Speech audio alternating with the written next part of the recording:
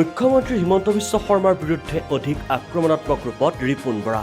গৌৰৱ গগৈৰ বিৰুদ্ধে মুখ্যমন্ত্ৰী শৰ্মাই অসত্য আৰু গোকাত মিছাৰ আশ্ৰয় লোৱাৰ অভিযোগ প্ৰাক্তন সাংসদ ৰিপুণ বৰাৰ। হিমন্ত বিশ্ব শৰ্মাক তোলা-ধুনা দি কি ক'লে কংগ্ৰেছৰ জ্যেষ্ঠ নেতাগৰাকীয়ে।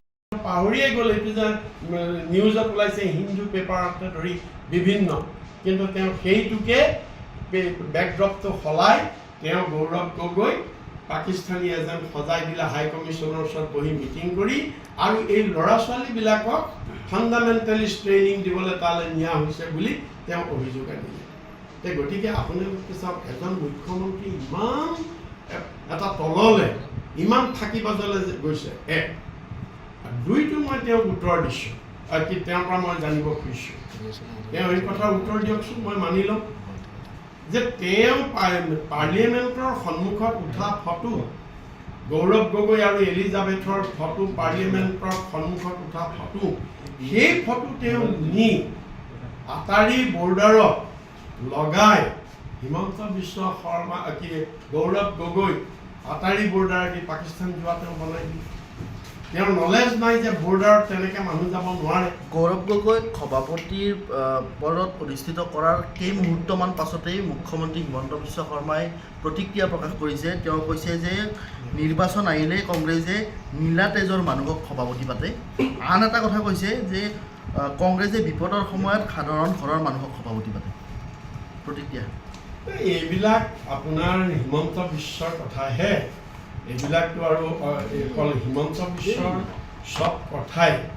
চব কথাবিলাকৰে যে আমি উত্তৰ দিব লাগিব তাৰ কথা নহয়। তেওঁ এতিয়া শুনক, তেওঁ সাংঘাতিক হতাশাত ভুগিছে, তেওঁ সাংঘাতিক সংশয়ত ভুগিছে, আৰু ভুগি তেওঁ আবুল তাবুল বলকিছে, তেওঁৰ কোনো ভাৰসাম্য নোহোৱা কথা কৈছে। এটা কথা কওকচোন, তেওঁ হিমন্ত বিশ্ব, মই আপোনালোকৰ তেওঁ যে কৈ আছে 10 ছেপ্টেম্বৰ তেওঁ কৈ আছে যে, তেতিয়া সাংবাদিকে সুধিছে আজি কেইদিনমানৰ আগতে যে 10 ছেপ্টেম্বৰটো বহুত দেৰি, ইমান দেৰি কিয়? তেওঁ কি কৈছিলে উত্তৰ? তেওঁ কৈছিলে যে নাই আমি পাকিস্তানৰ লগত যোগাযোগ কৰি আছোঁ, তাৰপৰা চব ইনফৰ্মেশ্যন অহা নাই, ইনফৰ্মেশ্যন আহোঁতে আমাৰ অলপ সময় লাগিছে। এখন যুদ্ধ চলি আছে আজি। এই যুদ্ধৰ মাজত তুমি পাকিস্তানৰ লগত তুমি কাৰ লগত সংযোগ কৰিছা? তো এইটোৰ ওপৰতো এটা SIT হ'ব লাগে। তুমি কাৰ লগত পাকিস্তানৰ সংযোগ কৰিছা? পাকিস্তানত এটা যুদ্ধ চলি আছে, তুমি যে কৈছা আমি পাকিস্তানৰ লগত যোগাযোগ কৰি আছোঁ, সময় লাগিব, সেইকাৰণে 10 ছেপ্টেম্বৰ লৈছোঁ তথ্যবিলাক আহোঁতে।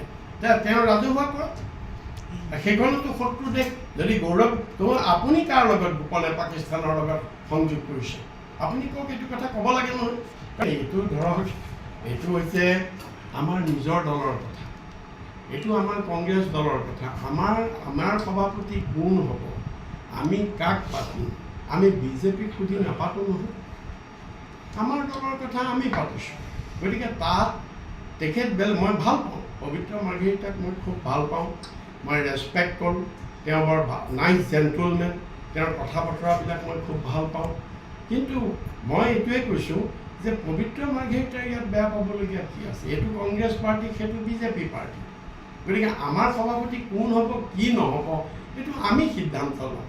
তেওঁলোকে বেয়া পালেওতো নহ'ব। আমিতো তেওঁলোকক ভাল পাবৰ কাৰণেতো আমি কংগ্ৰেছ কৰা নাই ন। এটা বাক্যত